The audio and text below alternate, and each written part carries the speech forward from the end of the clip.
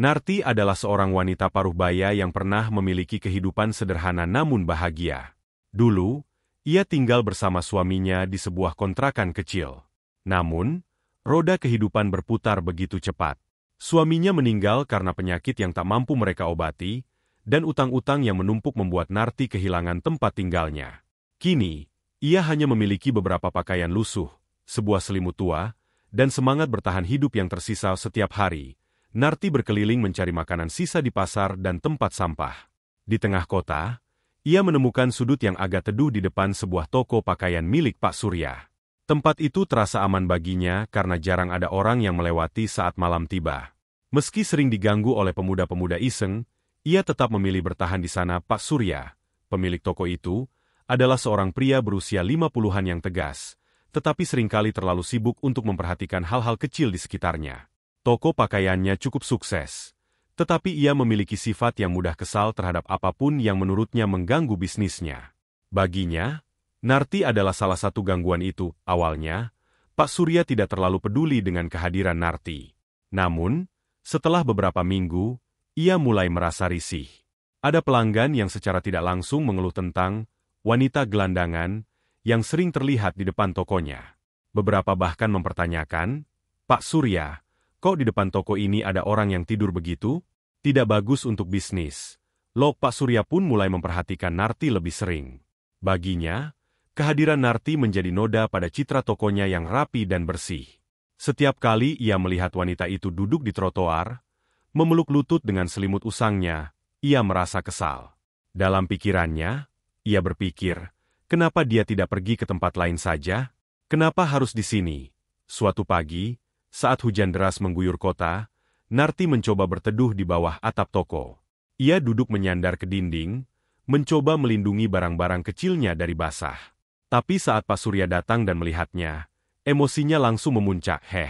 Apa yang kau lakukan di sini? Ini toko, bukan tempat penampungan. Pergi dari sini!" Teriak Pak Surya sambil menunjuk ke arah jalan. Narti, yang sudah lelah karena semalaman diguyur hujan, mencoba berbicara pelan. "Maaf, Pak. Saya hanya berteduh sebentar. Saya akan pergi nanti." Namun, kata-kata itu justru membuat Surya semakin marah. Ia merasa Narti tidak menghormatinya sebagai pemilik tempat itu. Tanpa berpikir panjang, ia mengambil ember air dari dalam toko, sisa air kotor yang digunakan untuk membersihkan lantai, dan menyiramkannya ke tubuh Narti. "Pergi sekarang juga, atau aku akan panggil polisi." Ancamnya basah kuyup dan gemetar kedinginan. Narti memungut barang-barangnya tanpa mengeluh. Dengan langkah berat, ia meninggalkan tempat itu. Di sepanjang jalan, ia mencoba menahan air mata yang menggenang di pelupuk matanya. Namun, sebelum benar-benar pergi, ia menoleh ke arah Surya dan berkata lirih, "Semoga Tuhan membuka hati Bapak." Pak Surya hanya mendengus, lalu masuk ke dalam toko, merasa puas telah membersihkan tempatnya. Tapi ia tidak pernah menyangka bahwa hari itu adalah awal dari sebuah pelajaran besar dalam hidupnya. Malam itu, toko Pak Surya sudah tutup sejak pukul 8. Lampu-lampu neon di depan toko menyala terang, menerangi jalanan yang sepi. Angin malam berhembus dingin, dan suara kendaraan mulai jarang terdengar. Pak Surya sedang duduk di ruang belakang tokonya, menikmati teh hangat sambil menonton televisi. Tiba-tiba, ia mendengar suara ribut dari luar toko. Dentingan kecil seperti batu yang dilempar ke arah rolling door membuatnya tersentak. Ia segera bangkit dan membuka sedikit pintu belakang untuk mengintip. Di kejauhan, ia melihat beberapa bayangan orang berdiri di sudut jalan, berbicara dengan suara keras sambil tertawa-tawa. Merasa khawatir, Surya mengambil tongkat besi yang biasa ia simpan di dekat pintu. Ia berjalan ke arah depan toko, bersiap menghadapi siapapun yang mungkin berniat membuat onar. Ketika ia membuka pintu depan sedikit, ia terkejut melihat Narti sedang duduk di trotoar, tepat di depan tokonya. "Kau lagi?" Suara Pak Surya meninggi. "Sudah berapa kali aku bilang, jangan duduk di sini. Pergi sebelum aku panggil polisi." Narti tidak segera menjawab. Ia hanya menatap Pak Surya dengan wajah lelah, lalu berkata pelan, "Pak, saya tidak punya tempat lain. Malam ini dingin sekali. Saya tidak akan lama di sini." Amarah Pak Surya memuncak. "Aku sudah muak dengan alasanmu. Kau mengganggu tempatku. Pergi sekarang juga." Namun, sebelum Narti sempat bangkit, suara tawa dari sekelompok pemuda yang tadi ia lihat semakin mendekat. Mereka membawa botol minuman keras dan tertawa keras-keras, sambil menunjuk-nunjuk ke arah toko Pak Surya. Salah satu dari mereka membawa cat semprot, lalu mulai mencoret-coret tembok di sebelah toko Pak Surya, yang sebelumnya hanya marah pada Narti, kini merasa panik. Ia tahu betul bahwa kerusakan pada tembok tokonya akan mencoreng reputasinya sebagai pemilik toko rapi dan bersih. Ia berteriak, "Hei, apa yang kalian lakukan di sana? Pergi dari sini." Namun, pemuda-pemuda itu hanya tertawa dan mengabaikannya. Salah satu dari mereka berkata dengan nada mengejek, "Apa pedulimu, Pak Tua? Ini cuma tembok." Melihat situasi itu, Narti perlahan bangkit. "Pak Surya, biarkan saya yang urus." Pak Surya memandang Narti dengan tatapan bingung. "Apa yang bisa kamu lakukan? Mereka anak-anak muda itu. Kalau kau ikut campur, mereka bisa membalasmu. Atau lebih buruk lagi," katanya, masih dengan nada marah dan khawatir. Tapi Narti, yang sudah sering berhadapan dengan pemuda-pemuda seperti itu, tidak takut dengan tubuh yang masih lemas dan basah kuyup. Narti melangkah maju, mengabaikan peringatan Pak Surya. "Pak Surya, izinkan saya," katanya dengan suara tegas, meski bibirnya bergetar kedinginan. Ia mengambil langkah pasti menuju kelompok pemuda yang semakin mendekat ke tembok toko. Di sisi lain, Pak Surya hanya bisa menatap dengan cemas dari belakang pintu toko. Ia tidak tahu harus berbuat apa. Di dalam dirinya, ada rasa marah pada Narti karena ia merasa terus diganggu. Tetapi di sisi lain, ia juga tahu bahwa jika ia tidak melakukan sesuatu, pemuda-pemuda itu akan semakin tidak terkendali. Narti, yang melihat pemuda yang membawa cat semprot, langsung menghadapinya. "Hei, kamu! Jangan rusak tembok itu!" teriak Narti dengan suara lantang. Pemuda yang memegang cat semprot itu menoleh, tertawa dan berkata, "Oh, jadi kamu yang mau ngatur kami? Pergi sana. Mbak, ini bukan urusanmu." Namun Narti tidak mundur. "Kalian tidak tahu siapa yang kalian hadapi. Pergi dari sini, atau saya teriak maling." Teriaknya dengan penuh keberanian. Mendengar teriakan Narti, beberapa pemuda lainnya mulai mendekat, siap untuk merespons. Mereka mulai mendekat, satu dengan botol minuman keras yang masih setengah penuh, sementara lainnya mengangkat tangan seolah mengancam.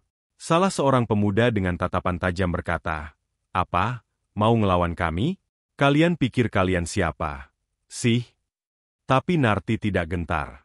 "Aku bukan siapa-siapa, tapi aku tidak akan biarkan tempat ini rusak," jawabnya dengan nada penuh tekad. "Jika kau tidak pergi, aku akan teriak dan panggil polisi." Melihat keteguhan Narti, pemuda yang memegang cat semprot itu menatap temannya dan kemudian menggelengkan kepala. "Sudahlah, jangan repot. Ini cuma tembok. Lagi pula ada yang lebih penting di depan sana." Pemuda itu akhirnya melemparkan cat semprotnya ke tanah dan mulai berjalan pergi. Diikuti oleh teman-temannya yang mulai ragu, mereka semua mundur dan akhirnya pergi dari tempat itu, meninggalkan Narti yang berdiri tegak di depan toko, meski tubuhnya menggigil kedinginan. Pak Surya, yang menyaksikan kejadian itu dari dalam toko, merasa tercengang. Ia tak menyangka bahwa wanita gelandangan yang selama ini ia anggap sebagai gangguan justru bisa melindungi tokonya dari perusakan dengan perasaan campur aduk, marah karena telah diperlakukan dengan kasar, tetapi juga merasa terhormat. Narti kembali duduk di tempat semula. Pak Surya keluar dari toko, langkahnya lebih lambat dari biasanya. Kau berhasil mengusir mereka," katanya, masih terkejut. Ia tidak tahu apakah ia harus merasa marah atau berterima kasih. Narti hanya menoleh dan memberikan senyum tipis. "Saya hanya ingin melindungi tempat ini." Tidak lebih, Pak Surya menatap Narti untuk beberapa saat, merasa bersalah atas perlakuannya beberapa hari yang lalu. Di tengah malam yang sunyi itu, ia sadar bahwa selama ini ia telah salah menilai wanita yang kini malah melindungi tokonya. Tiba-tiba, sebuah suara pelan terdengar dari belakang toko. "Pak Surya, terima kasih telah membiarkan saya menjaga tempat ini." Pak Surya tidak bisa berkata-kata. Ia hanya mengangguk perlahan. Sementara dalam hatinya, rasa penyesalan mulai tumbuh. Setelah kejadian malam itu, Pak Surya tidak bisa tidur. Ia duduk termenung di ruang belakang tokonya, mengingat setiap momen bagaimana Narti berdiri tanpa gentar menghadapi para pemuda yang mencoba merusak temboknya.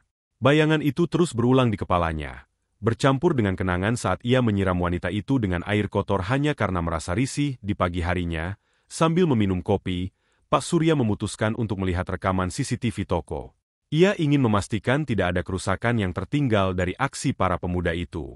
Namun, Saat memutar rekaman beberapa hari terakhir, ia melihat hal-hal yang membuat hatinya semakin hancur. Dalam salah satu rekaman, terlihat Narti tengah mengusir seorang pria yang mencoba mencoret-coret tembok dengan cat semprot.